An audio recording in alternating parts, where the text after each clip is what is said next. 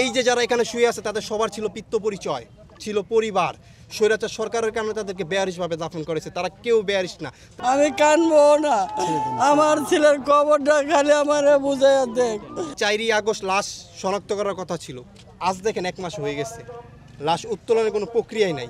আজকে তাদের চিহ্নিতই করা হলো না, তো তাদেরকে রাষ্ট্রীয় স্বীকৃতি দেওয়া হবে কিভাবে? আর কিছু চাই না আমরা সরকারের কাছে, যত দ্রুত সম্ভব আমার সন্তান যাতে তার বাবার কবর দেখতে পারে।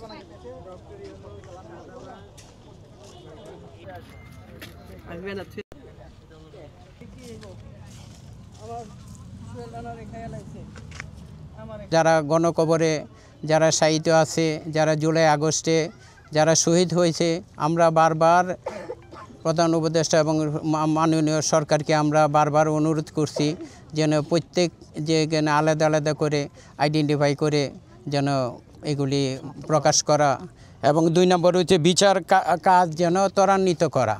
আমাদের বিচারটা যেন সঠিকভাবে হয়। যারা অপরাধ করছে আমরা চাই যে তাদের এই বাংলার মাটিতে যেন এই সরকার আমলেদের বিচার হয়।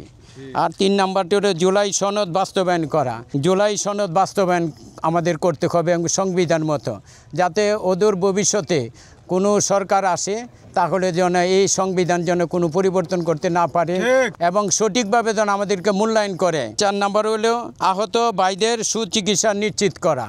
আহত ভাইরা আজকে দেখেন সব জায়গাতে মনে করে সঠিকভাবে চিকিৎসাও পাচ্ছে না। এবং 5 নম্বরে শহীদ পরিবারের পুনর্বাসন করা। আমরা বিনীতভাবে অনুরোধ রাখতে চাই যে আমাদের এই সরকারের আমলে যেন এবং ফ্লাডের কার্যক্রম শুরু হয় এবং আমাদের যেন কাগজপত্রগুলি যেন বুঝে দেওয়া হয়। যদি জুলাই সনদ বাস্তবায়িত না হয়, সামনে যে সরকারই আসুক সেই সরকারের কোন দায় পড়লো আমাদের জন্য জুলাই সনদ বাস্তবায়িত করে দেবে? বর্তমান তো জুলাইয়ের সরকার, শহীদ পরিবারের নিরাপত্তার জন্য হলেও জুলাই সনদ বাস্তবায়ন করা খুব জরুরি। আমার সহযোদ্ধা যারা শহীদ হয়েছেন তাদের শহীদি মর্যাদা চাচ্ছি, আমরা তো আর কিছু চাচ্ছি না। আমরা শহীদদের পুনর্বাসন চাচ্ছি, গুরুতর আহতদের পুনর্বাসন চাচ্ছি, আমরা তেমন কিছু চাচ্ছি না। আপনারা শহীদ আহতদের রক্তের বিনিময়ে বসে আছেন, আপনারা একটু আপনাদের বিবেক থেকে বিশ্লেষণ করে আপনারা তাদের প্রতি কাজ করুন। যদি তাদের প্রতি কাজ করুন এবং তাদের জন্য যদি কাজ করুন, তাহলে এই বাংলাদেশ একটি সোনার বাংলাদেশে রূপান্তরিত হবে।